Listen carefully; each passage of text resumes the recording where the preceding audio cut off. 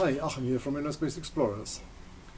I recently did a 3-part virtual tour through my collection/museum for my patrons, and after that I received quite a few questions about the metal detecting, and I was asked to make a video about what machine I use and a little bit how and why and so on. So here we are, metal detecting. The first thing, and that's the most important one, is this is not any legal consulting recommendation whatsoever. There is a couple of countries where you can actually go to jail for simply having one of these. So be careful and educate yourself. There's tons of rules and regulations, and they're different from country to country, and even within a country, like in Germany for example, there's different rules for different areas, and it is sometimes really difficult to keep up with that. So make sure you don't run into any legal issues, and especially countries around the Mediterranean that have a lot of archaeological stuff definitely do not allow the use of one of these, and as I said, in some of them you can actually get in trouble for simply having one or trying to travel there with one, having one in your luggage, etc. So that's the most important thing. I don't want you to run in trouble because of that. So then, talking about metal detectors in general, there's metal detectors and metal detectors. That's the first thing, so I'll talk about that in a minute. And then there's a big difference between a land-based metal detector, a waterproof metal detector, and an underwater metal detector. So as this is a diving channel, we obviously talk about underwater metal detectors.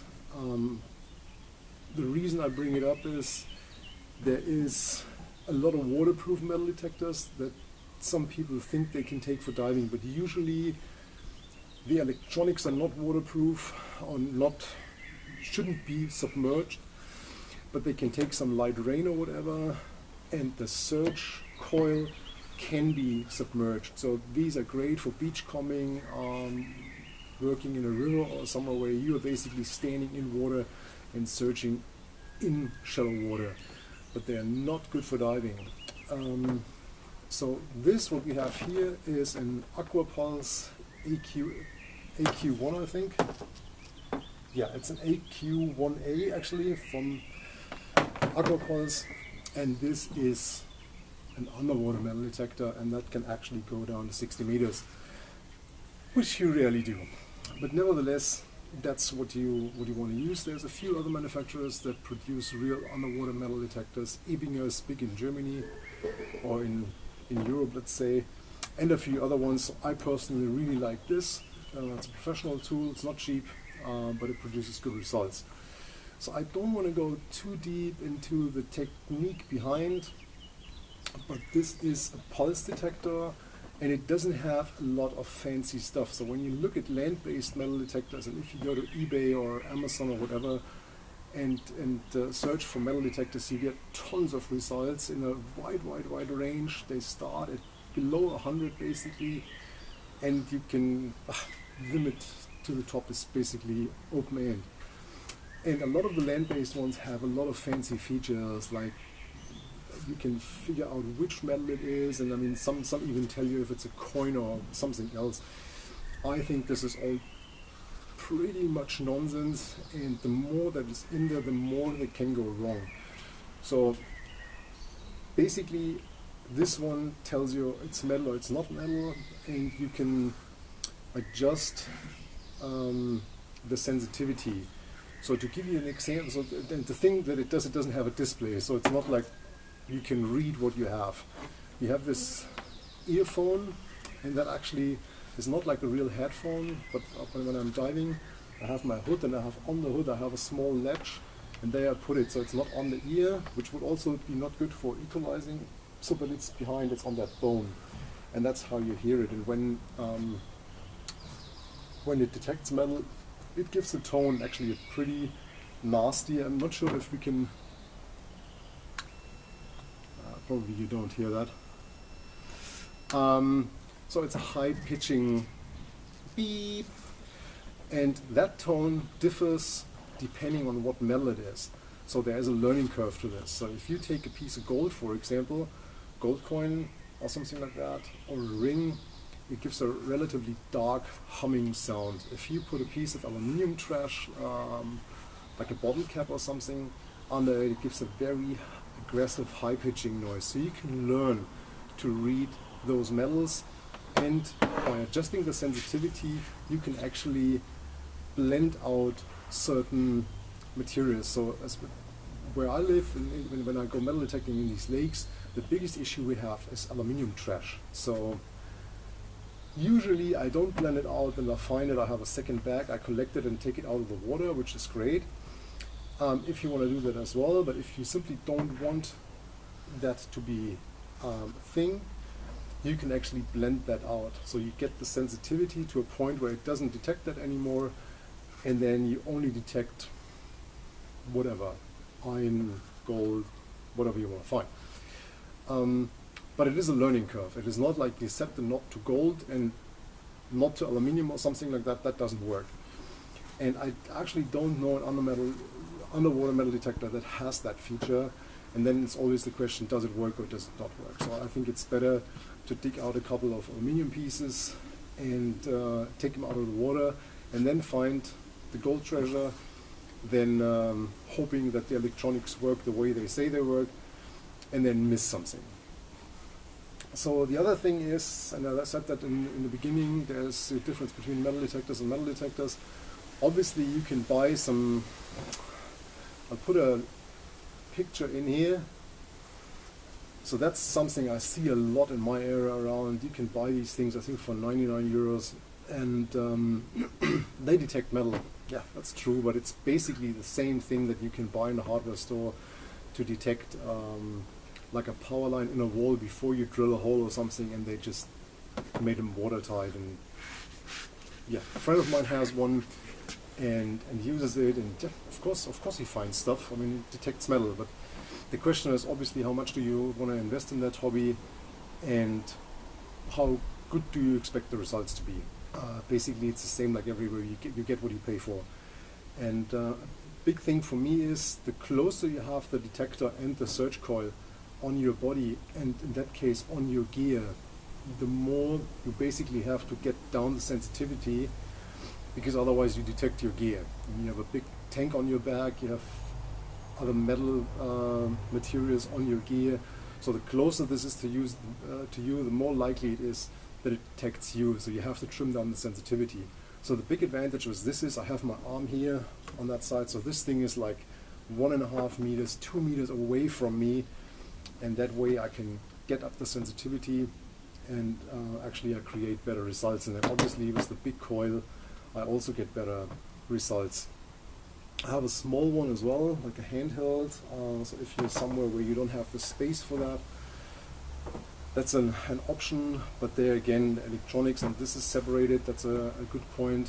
And so then actually the electronics are on my belt, and I have this thing just stretched out on the arm. But I can tell you that the results I generate with this compared to this is huge. What else? It's a bit of a pain if you dive with a buddy that doesn't have one. Pretty boring for this person, so that actually goes a little bit into the solo diving thing. Otherwise, if you have somebody, it's actually great if that person's behind you and just watches you. If you try to maintain a buddy team, and I mean, normally you get a result, you start digging a little bit, visibility goes to shit. Again, depends where you dive. I mean, if you're diving in the ocean somewhere, the visibility thing is not an issue. If you're here in the lakes and you start digging, I mean, visibility is 0 within seconds. So that's it's not a classical recreational activity, let's say, where you can join that you can join as a buddy team. What else? Yeah, safety precautions regarding diving itself. I mean, there is a little bit more gear. There is a couple of cables. So you want to make sure these cables do not interfere with your normal dive gear. I mean, you have this thing coming up here, so make sure it doesn't interfere with your regulator. I said it before. I mean, if you dive a classical setup. If you dive a body team, you want to still be able to donate, so make sure that doesn't interfere depending on, I mean, for example, if you have this in your right hand, it's on your arm, you're attached with the cable, donation could be an issue. So if you have it on the left arm and everything's rigged to the left, you could still donate, so that's something to take into consideration. If you dive alone, the problem doesn't exist. I personally really like to dive this in combination with my oxygen rebreather. First of all, it's an anti-magnetic, it's a military unit, so there's no metal in it, which is a great benefit. When I go, I usually go in relatively shallow water, because I mean normally you go either in an area that is throwing distance from shore, because I mean how do things come into water? Normally people just toss them in the water, so that's where you search. Or it's stuff that people lose while swimming or hanging around on the beach, so still shallow water. And then the oxygen rebreather works perfectly, so it makes it a very small compact unit, also for traveling, going to the beach, etc. I mean basically all of this can go in a backpack, and I'm not carrying a big scuba tank or something like that. If you want to go deeper, maybe you even want to go for a technical dive, which we also did with this unit, then you really have to think about your configuration. Then definitely there should be a buddy whose task simply is to take care of you. It's a guardian angel. So I did that in the past a couple of times with buddies, and we just switched roles. So first dive, one of us was the detector, the other one was just watching, and then also watching like time, deco, etc., etc., etc. So you can really focus on what you're doing.